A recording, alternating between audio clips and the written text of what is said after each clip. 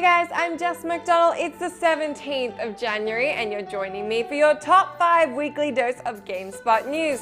Now I know it sounds scary when I call it a dose, but don't worry, we'll be gentle. Let's get into it.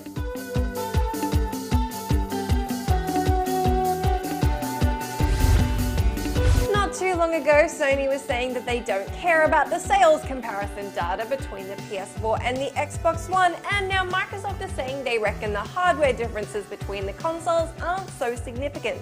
Microsoft have called the differences in specifications fairly marginal, and while they agree purists are likely to argue that point, they've said what it really comes down to is the games. The publisher have said that the Xbox One's exclusives will pull them up and above the PS4. Xbox New Zealand lead Stephen Blackburn also said that the Xbox One is absolutely as male and core skewed as you can imagine, although he anticipates change in this demographic. Do you agree with Microsoft's statements here, and do you think the PS4 and the Xbox One do have significant differences in hardware? Let me know. Indie developer Jason Rohrer reckons that things like Steam sales are bad for players and devs alike. The one-man team behind Passage and Sleep is Death has proposed that sales make gamers who pay full price feel like they've been taken for a ride, and since they occur so frequently, most consumers are likely to hold off on paying full price.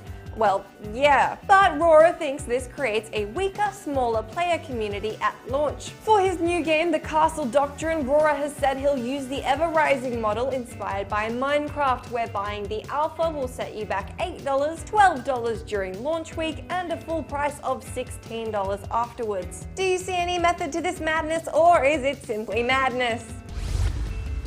Battlefield 4 has received PC, PS3 and PS4 updates for the relief of its frustrated players, but is it too little too late?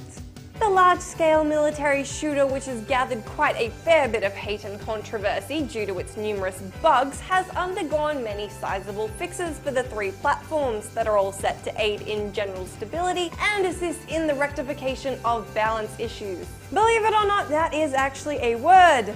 You can find the complete list of fixes on Gamespot, but let me know in the comments whether you've given up on Battlefield 4 already, or if you're happy to see that DICE are delivering on these sorely needed patches.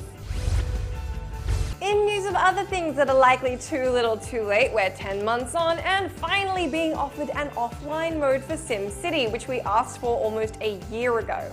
Maxis has promised all your previously downloaded content and saves will still be available to you in the upcoming 10th update, which features offline play. Maxis are hoping the mode will not only sate people like me who aren't fans of always online, but also encourage the modding community to go nuts without worrying about messing up their online game. Is the offline mode likely to make you go back to SimCity or not? You can leave me your thoughts in the comments.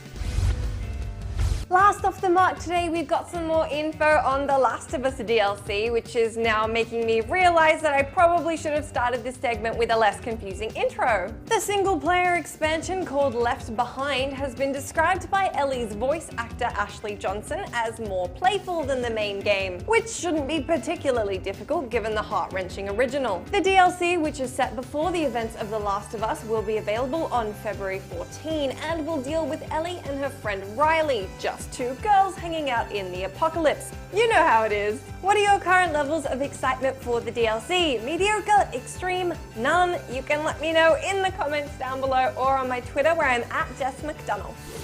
This week on site, check out Johnny's advice on how to prepare yourself for the Elder Scrolls Online in the waiting game, check out my list of the best sidekicks ever in the gist, and hear what Danny has to say about digital game sales on The Point. Also, we have some shows that don't start with the, but I don't remember what they are. That's it for this week's lot of Gamespot news, but be sure to join me again next week for a whole lot more bits and pieces. I'm Jess McDonald, and I'll see you again next week.